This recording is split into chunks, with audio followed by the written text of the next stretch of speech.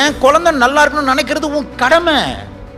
அதை என்ஜாய் பண்ணு, செலிப்ரேட் பண்ணு. ஆனா உன் குழந்தை உன் வாழ்க்கை ஆகாது. உங்க வாழ்க்கை தான் உங்க வாழ்க்கை. எனக்காக இது நீங்க புரிஞ்சுக்கலனா கடைசி காலத்துல நீ வளர்ந்த குழந்தைய உனக்கு ஆப்பு வைக்கும். கடவுளுக்கு கடவுள்ன்ற பேரே ஏன் தெரியுமா?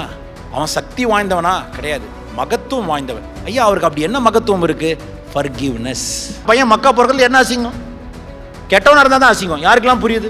நீங்களாம் ரொம்ப அப்படியே பயங்கரமா ஃபீல் பண்றீங்க.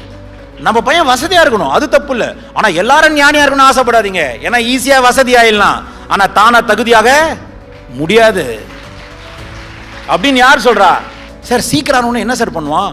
முதல்ல அவன் கேள்வி கேட்பான், இது தேவையா? இதனால பயன் இருக்கா? இந்த 2 கேள்வியை கேட்டாலே உங்க லைஃப் 100% மாறிடும். Mark my word. அம்மன் கோயிலுக்கு நம்ம 1 லட்சம் டொனேஷன் கொடுத்துரும். அம்மன் எக்ஸ்ட்ராவா கொடுப்பாங்க. அந்த பாலபிஷேகம், தேனபிஷேகம், சந்தன காப்பு எல்லாம் நம்ம செலவில் எடுத்துப்போம். இதுக்கும் ஆப்புக்கும் சம்பந்தமே கிடையாது.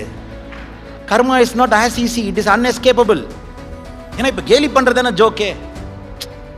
என்எஸ்கே மாதிரி சிரிக்க வைக்கிறதெல்லாம் ஜோக் இல்லை, உங்களை கேலி பண்ண ஜோக்கு. இப்போ வெள்ளக்காரன் கிட்ட போய் இங்கே வந்துச்சு ஸ்டாண்டப் காமெடி. இதோ இந்த ஊரில் 7000 ரூபாய் ப்ளஸ் சரக்கு ஃப்ரீ, இடம் பத்தல, ஒன்னா உட்கார வச்சு உங்க அம்மாவை அவனே திட்டுறான், உன் பொண்டாட்டி உன் முன்னாடியே திட்டுறான், நீ சிரிச்சு அப்படியே பார்த்துன்னு அப்படியே ஜாலியாக இருக்கு. ஏன்? அவ்வளோதான், ஸ்டிக்மா கிளியர் ஆகிடும். சரி, இதெல்லாம் அவன் சாய்ஸு. ஆனால் உன் வாழ்க்கைக்கு இது ப்ரோக்ரஸ் தருமான்னு பார்க்கணும். இப்போ நீங்கள் நினைக்கிற நான் ஒழுக்கமாக இருக்கானே, சத்தியமே கிடையாது, போய். நான் லிபரேஷனோட இருக்கணும்னு ஆசைப்படுறேன். I'm using other word. I want liberation. For liberation, discipline is the only source. Science can bring you awareness about cause and effect, but discipline alone can give you freedom and liberation. Mark my word. ஆனா அவன் அருள் ஒன்று இருக்குன்ற அவசியமே எனக்கு தானே தேவை. ஏன்னா தேவைன்ற ஒரு தேவையை மனுஷனுக்கு மட்டும்தான் இருக்கு. தேவைன்ற ஒரு தேவை யாருக்கு இருக்கு? மனுஷனுக்கு மட்டும்தான் இருக்கு. பேதமை அகற்று. ஏன்னா இது ரெண்டும் என்ன பண்ணுனா உங்களுக்கு துன்பம் தரும், துன்பம் தரும். அப்ப எனக்காக இரண்டு என்ன தரும்? துன்பம் தரும். அப்ப உங்களுக்கு துன்பம்ன்ற ஒரு வார்த்தையே என்ன தவிர்த்து வேற யாருக்கு பாசிபிள் இருக்கு? ஒரு பிறக்கிற குழந்தைக்கு துன்பம் இருக்கா? அதுக்கு துன்பம்னா என்னன்னே தெரியாது.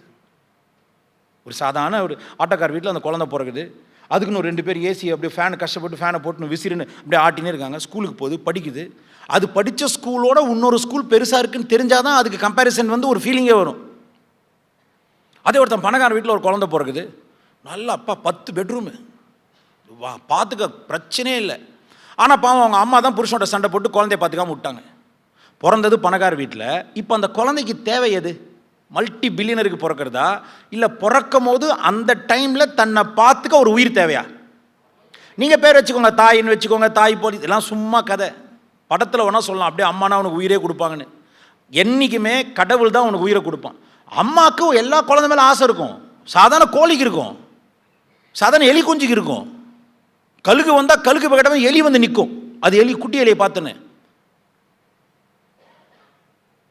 ஏன்னா கழுகு உயிரோட தான் தூக்கும். கோழி குஞ்சு தூக்குச்சுன்னா அந்த சேவல் முடியாமல் வந்து அப்படி நிற்கும், அந்த மறைச்சுன்னு. நம்ம சாப்பிட்றோன்னு தெரிஞ்சாலும். அப்போ ஒரு நல்லா குருஜி என் பையன் மேலே நான் உயிரே வச்சுருக்கேன், ஏன் வைக்க சொன்னா சொல்லு. ஸ்ட்ரிக்ட் பேரண்டிங்கும் எக்ஸசிவ் பொசசிவ்னஸும் குட் பேரண்டிங்கா? Vedha speaks about responsible parenting, not excessive possession. Is there anybody able to connect with me? உங்களால் உங்கள் பையனுக்கு என்ன தர முடியும்? அறிவை தர முடியுமா?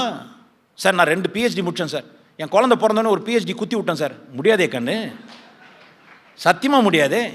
சார் நான் 6 பேக்லாம் பண்ணி சூப்பராக இருக்கேன் சார், என் பையனுக்கு கொஞ்சம் அப்படியே ஹெல்த்தை கொடுத்துட்டேன் சார்.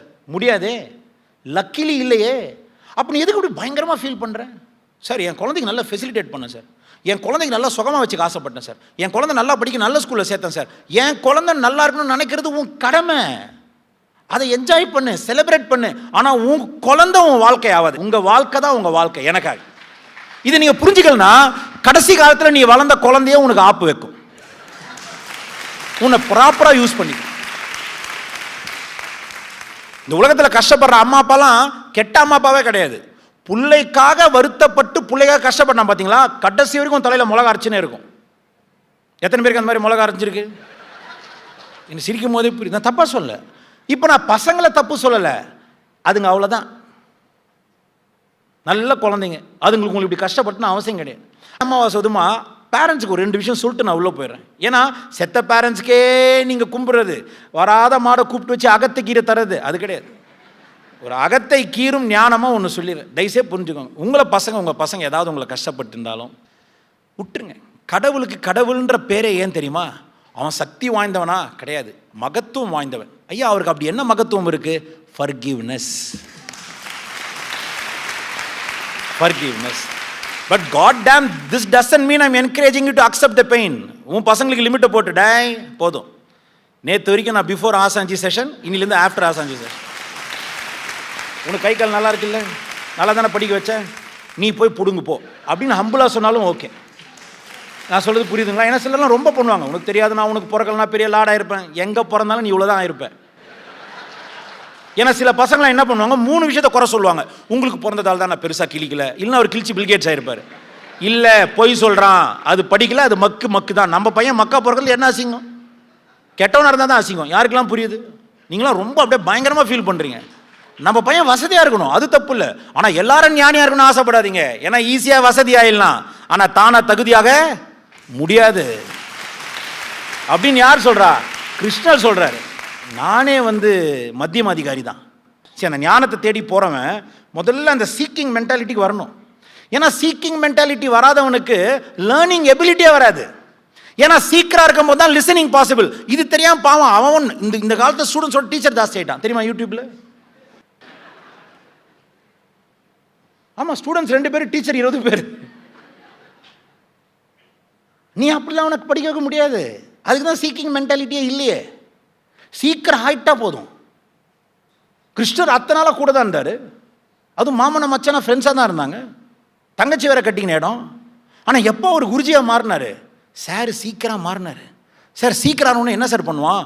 முதல்ல அவன் கேள்வி கேட்பான், இது தேவையா? இதனால் பயன் இருக்கா? இந்த 2 கேள்வியை கேட்டாலே உங்கள் லைஃப் 100% மாறிடும். Mark my word. நீ அறிவு இருந்தால் நல்லா ஆள்வாங்க நினைக்கிற கிடையாது. How many best doctors you want me to show? ஆனால் பெரிய MBBS சர்ஜன், ஆனால் உமனைசர். அந்த அம்மா அழுகுறாங்க, sir he makes magic with his fingers sir. But பொண்ணுங்க விஷயத்தில் எங்களால் இதுக்கு மேலே தாங்க முடியல சார். 2 பசங்களுக்கு கல்யாணம் ஆயிடுச்சு சார், நான் டிவோர்ஸ் பண்ணேன் சார். நீங்கள் தான் குருஜி சொல்லணும், இதான் என் வேலை. சரி, நான் பேசுகிறது யங்ஸ்டர்ஸ் நினைக்க போகிறீங்க. 67 இயர்ஸில் எனக்கு சாவு மோதாது குருஜி, இந்த ஆள் பொண்டாட்டியாக சாகக்கூடாது குருஜி. இவ்வளோ தெளிவாக இருக்காங்க. நானும் எவ்வளோ கூப்பிட்டேன் குருஜி உங்கள் செஷன் வரணும்னு, வரவே மாட்டாங்க. அது கர்மா வராது, வரவே வராது. இதுக்கெல்லாம் அதே ஒரு சிலையை செஞ்சு 3 லட்ச ரூபாய்க்கு விற்றனா நிற்கும் மண்டி போட்டுன்னு. ஏன்னா அதெல்லாம் என்ன, மந்த அதிகாரி. சீக்கிரம் மாறிடும். கடவுள் முதல்ல இருக்குன்னு உணர்ந்துடும். கடவுள் யாருன்னு தேடும் போது அப்பப்போ டைம் கிடைக்கும் போது, இன்னைக்கு ஆடி மாதமா, இன்னும் நம்ம கிராண்டாக, இன்ஃபேக்ட் அந்த அம்மன் கோயிலுக்கு நம்ம 1 லட்சம் டொனேஷன் விற்றுரும். அம்மன் எக்ஸ்ட்ராவாக கொடுப்பாங்க. அந்த பாலபிஷேகம், தேனபிஷேகம், சந்தன காப்பு எல்லாம் நம்ம செலவில் எடுத்துப்போம். இதுக்கும் ஆப்புக்கும் சம்மந்தமே கிடையாது. Please understand, karma is not as easy, it is unescapable. It is what? Unescapable. இவன் மந்தம் அதிகாரி. இன்னொன்று அந்த மத்தியம் அதிகாரி. செஷன் ஆத்மயோகிக்கு தான், பட் கொஞ்சம் ஆத்மீக அட்ஜஸ்ட் பண்ணிக்கோங்க. இவங்களுக்கும் புரிஞ்ச மாதிரி நான் எடுக்கணும். நான் பாட்டுக்கு பயங்கரமாக இப்போ பேசிட்டு போனால் அது புரியாது. You are not a bad person, but பாவம் you are cheating your own self. நீ மீனராசி நம்பின்னு சுற்றின்னு இருக்க, நீ சிம்ம ராசி நம்பி சுற்றின்னு இருக்க, நான் செட்டியார் நம்பி சுற்றின்னு இருக்க, முதலியார் நம்பி சுற்றின்னு இருக்க, ஐயர் நினச்சி சுற்றின்னு இருக்க, அதோட மிஞ்சி நான் டாக்டர் நினச்சி சுற்றின்னு இருக்க, நான் படித்தவன் நினச்சி சுற்றின்னு இருக்க. பாவம் நீ. ஆனால் டுபாக்கூர்னு தெரிய மாட்டேங்குது உனக்கு. சரி பாருங்கள், அப்பப்போ இந்த லாங்குவேஜ் சொன்னாதான் யங்ஸ்டர்ஸ் கவனிப்பாங்க. ஏன்னா அவனுங்களை கவனிக்க வைக்காம நான் நல்லா உக்காந்து இப்போ நான் பேசுகிறேன், இது உபநிஷத். இதில் இன்னும் ஜனக மகாராஜாக்கே அவரோட கோட்யார்டில் நடந்த ஒரு விஷயம். நீ உலகத்துக்கே அதிகாரியாக இருந்தாலும் ஒன்றும் பிரோஜனம் இல்லை. ஆனால் உனக்கு நீ அதிகாரியாக இருக்கணும். One who's taking responsibility is called அதிகாரி. Accountability is called what? அதிகாரி. நிர்வாகிகள் மாறினே இருக்கலாம், ஆனால் அதிகாரிக்கு தான் நிர்வாகிகளுக்கு என்ன சொல்லணும்? அப்போ வேதம் உங்களை அதிகாரின்னு சொல்லிச்சா நிர்வாகின்னு சொல்லிச்சா? எப்படி தூக்கி வச்சு அழகு பார்க்குது பாரியா. உன்னை ஸ்டூடெண்ட்லாம் சொல்ல, நான் சீக்கிரம் ஆயிட்டேன்னா நீ எனக்கு மாணவன் கிடையாது. ஏன்னா இது மது வித்யா, இது மோட்ச சாஸ்திரம். இதை தெரிஞ்சுக்கும் போது நீ என்னவா மாறிடுற? அதிகாரியாக மாறிடுற. ஆனால் சிலது என்ன பண்ணும், எப்பயாவது தேவைப்படும் போது ஒரு 10% அப்படி தான் உட்காந்துருக்கும் மந்தமாக. அதை கரெக்டாக அப்பயே சொல்லியிருக்கான், மந்த அதிகாரி. இன்னைக்கு பொழப்பு இல்லையா சார்? நான் எனக்கு எதுவும் வேலை இல்லைங்களா, அதனால் சண்டேவா கொஞ்சம் பிரியாணி எக்ஸ்ட்ரா சாப்பிட்டேன். சாப்பிட்டதால் என்ன ஆச்சு, சாப்பிடும் போது நல்லா இருந்துச்சு சார், மதியம் கொஞ்சம் அப்படியே மந்தமாக இருக்குது சார். மந்தரி. இன்னொன்று மத்தியம அதிகாரி, இன்ட்ரெஸ்ட் இருக்குது ஆனால் அதுக்கு டெடிகேட் பண்ண மாட்டார் சார், தானாகவே நடக்கும் நம்புவார். ஆனால் அதில் இன்ட்ரெஸ்ட் இருந்துனே இருக்கும். சே சூப்பர் இல்லை, கடவுள் ஒன்று இருக்குல்ல, நமக்குள்ள ஏதோ பவர் இருக்குல்ல, ஐயோ ஸ்பிரிச்சுவாலிட்டி பற்றி அவனுக்கு தெரியாதது எதுவுமே இருக்காது. நானாக தான் ஆத்ம யோகா ஃபவுண்டர் தான், அவனுக்கு எல்லா யோகாவும் தெரியும். பிரியங்கா சோப்ரா யோகா, மடோனா யோகா, கலக்குவான் பிச்சிருவான், அவன் எக்ஸ்ட்ரீமாக பிச்சிருவான். நீயே இறைவன்ற ஒரு டைட்டில் முக்கியம் கிடையாது, நமக்கு நீயே இறைவன் அப்படின்ற சொல்கிறதுக்கு ஒரு வாய்ப்பு நீங்கள் கொடுத்ததுக்கு நன்றி. ஆனால் அதை கேட்குற வாய்ப்பு இறைவன் உனக்கு கொடுத்துருக்கானா, அப்போ ஏதோ மாற்றம் வர்றது உண்மை. Please understand. அப்போ இங்கே வந்தால் மற்ற எல்லாரும் எதுக்காக நான் இதை கவனிக்கணும் ஐயா, இதுதான் ஐயா நானே இறைவன் தெரிஞ்சு என்ன பண்ண போகிறேன், ஆமாம் நான் தான் இறைவன், இப்போ என்னத்துக்கு, ஓ அதோடைய பர்பஸ் இதானா, இதுதான் உத்தம அதிகாரியா, that will immediately help you to rediscover your greatness, not God. Please trust me. ஜனகம் சொல்கிறான், சே நான் எப்படியாவது உத்தம அதிகாரியாக மாறிடணும். யார்கிட்ட, அவன் குரு யார், பா 8 குறை உடம்புல, ஃபிசிக்கலாக எக்ஸ்டர்னலாக குறை, அஷ்டவர்க்க கீதா. ஆனாலும் அவன் சொல்கிறான், ஐயா நீங்கள் எழுது பகவன் கீதான்னு இருந்தாலும் நான் பெருமையாக சொல்கிறேன், உங்களுக்கு குறைந்தது எனக்கு என்ன அது குறை இல்லை. உள்ளே இருக்க ஞானி ஞானத்தோடு இருந்தால் வெளியிருக்க குறைய எனக்கு கவலை கிடையாது, நான் அடிப்படைஞ்சு உலகத்துக்கு தெரியட்டும். இது அஷ்டவர்க்க கீதான்றான். ஏன்னா இப்போ கேலி பண்ணுறது தானே ஜோக்கே, என்எஸ்கே மாதிரி சிரிக்க வைக்கிறதெல்லாம் ஜோக் இல்லை, உங்களை வந்து கேலி பண்ணால் ஜோக்கு. இப்போப்பா வெள்ளைக்காரங்கிட்ட போய் இங்கே வந்துச்சு ஸ்டாண்டப் காமெடி, இதோ இந்த ஊரில் 7,000 ரூபாய் ப்ளஸ் சரக்கு ஃப்ரீ, இடம் பத்தில் ஒன்றா உட்கார வச்சு உங்கள் அம்மாவை அவனே திட்டுறான், உன் பொண்டாட்டி உன் முன்னாடியே திட்டுறான், நீ சிரிச்சுன்னு அப்படியே பார்த்துன்னு அப்படி ஜாலியாக இருக்கு. ஏன் அவ்வளோ தான், ஸ்டிக்மா கிளியர் ஆகிடும். சரி இதெல்லாம் அவன் சாய்ஸு, ஆனால் உன் வாழ்க்கைக்கு இது ப்ரோக்ரஸ் தருமான்னு பார்க்கணும். அப்போ நான் ஏன் இதை தெரிஞ்சுக்கிறேன், இதுதான் பர்பஸா, not to realise the power of God. உத்தம அதிகாரினா அப்பா இறைவன் ஒருத்தன் இருக்கான், அந்த ஒருத்தன் எனக்குள்ளே இருக்கான், அது நானாகவே இருக்கேன், இது லாஸ்ட் ஸ்டேஜ்.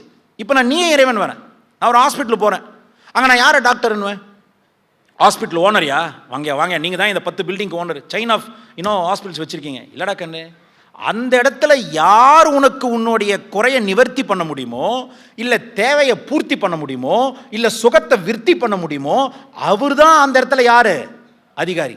அது இந்த 3த்தையும் செய்ய தெரிஞ்ச அவர் என்ன அதிகாரி, உத்தம அதிகாரி. அப்போ நான் யாரை கூப்பிடணும், இதை யார் செய்வானோ அவரை தான் நான் அணுகணும், அவரை தான் நான் மதிக்கணும். அப்போது இறைவன் யாரை உத்தம அதிகாரினாரு, தன்னை சொன்னாரா, முதல்ல நீ அதிகாரி. எப்போ இறைவன் எனக்குள்ள இருக்கான்ற தேடல் வந்தாலே அதிகாரி, அதில் அப்பப்போ அதை டச் பண்ணால் மந்தம் அதிகாரி. அதை கொஞ்சம் டைம் கிடைக்கும் போது அதுக்குன்னு இன்ட்ரெஸ்ட் மட்டும் எப்பவுமே இருந்தா மத்தியம அதிகாரி. ஏன்னா அவன் மனசு அது ஓடினே இருக்கு, இதுவும் செய்து அதுவும் செய். தியானம்னு ஒன்று பண்ணாதான் உன் வாழ்க்கை மாறும். External world is nothing but exact reflection of inner world. நம்ம எதுக்கு டெய்லி 2 வாட்டி மெடிடேஷன் பண்ணி அவன் ஆத்மயோகினா, நீ கடவுளை நம்பாம போ. ஆனால் தியானத்தில் இல்லாமல் உன் கர்மா மாறாது, கர்மா மாறாமல் வாழ்க்கை மாறவே மாறாது. இங்கே கடவுளுக்கு இம்பார்ட்டன்ஸ் இல்லை, உனக்கு இம்பார்ட்டன்ஸ், லைஃபுக்கு இம்பார்ட்டன்ஸ். சார் நான் அந்த வைரத்துக்கு இம்பார்ட்டன்ஸ் கொடுக்கவே அது வச்சுக்கிற டப்பாவை நான் பார்த்துனே இருக்கேன். நான் என் உடம்புக்கு இம்பார்ட்டன்ஸ் கொடுக்கவே நான் சாப்பிட்ற உணவை பார்த்துனே இருக்கேன். இங்கே இம்பார்ட்டன்ஸ் உணவுக்கு இல்லை, என் உடம்புக்கு இம்பார்ட்டன்ஸ் கொடுக்க ஆரம்பித்த உடனே உணவுக்கு தானே இம்பார்ட்டன்ஸ் வந்துருச்சு. யாருக்கா புரியுதுங்களா கண்ணு?